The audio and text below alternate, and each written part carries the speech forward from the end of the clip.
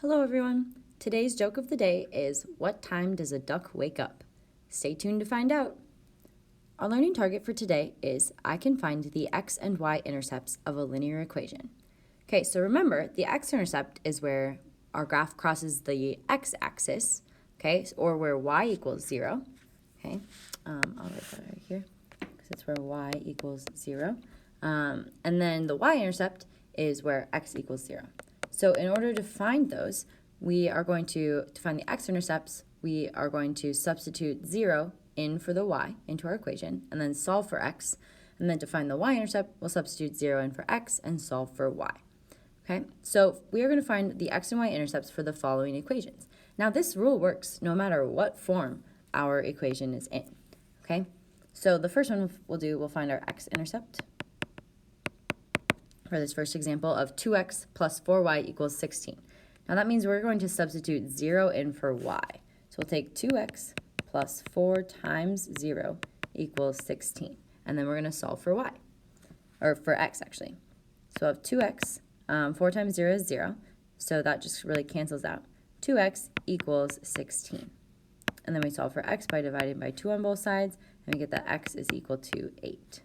Okay, so our x-intercept is actually a point, right? It's going to be the point 8, 0. That's our x-intercept. Now for our y-intercept, we substitute 0 in for x. So we'll take 2 times 0 plus 4y equals 16. And that will cancel out, so we'll just get 4y equals 16. Divide by 4 on both sides, y equals 4. Okay, and remember, it's a point. So we have the point x is 0 and y is 4 is our y-intercept. Okay, so that's if we have an equation in standard form. Now let's look at one that's in slope-intercept form. So again, our x-intercept, that's where, x-intercept, that's where y equals 0. So we'll have 0. I'm not going to write equals here.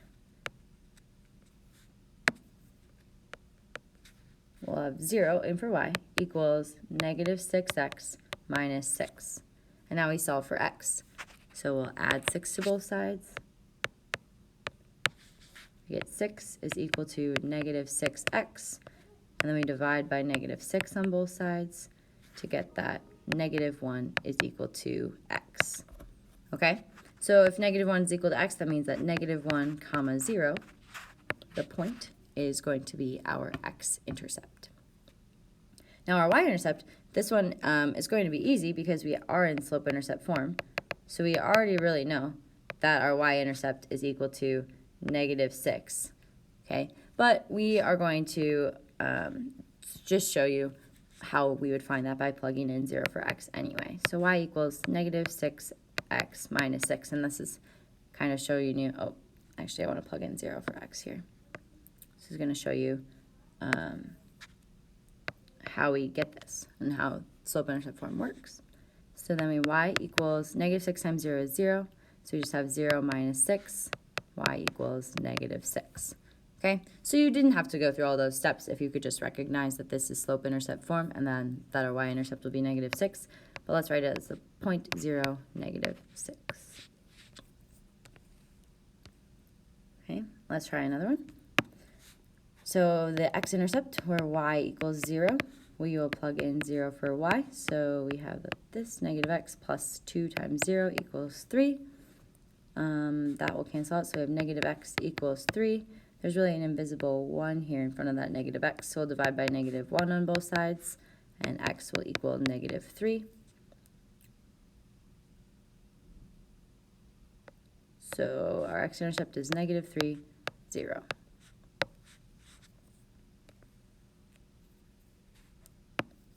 Then our y-intercept will do the opposite, plug in 0 for x. So we'll have negative 0 plus 2y equals 3. Now this is just really negative 1 times 0.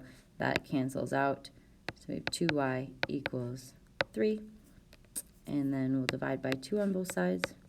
And I'm just going to leave that as the fraction 3 halves. Y equals 3 halves. Okay, so our point is going to be 0, 3/2. That's our y-intercept. All right, let's look at one last example here. The x-intercept will be where y equals 0. So we'll have 0 equals 3x plus 30. Subtract 30 on both sides. Now we're just really solving for x. Get negative 30 equals 3x. Divide by 3 on both sides. Negative 10 equals x.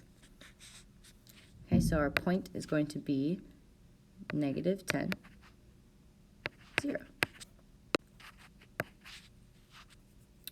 All right, then finally, our y-intercept. I'm not going to go through the whole step this time. We know that our y-intercept is going to be 30. So our y-intercept will be 0, 30.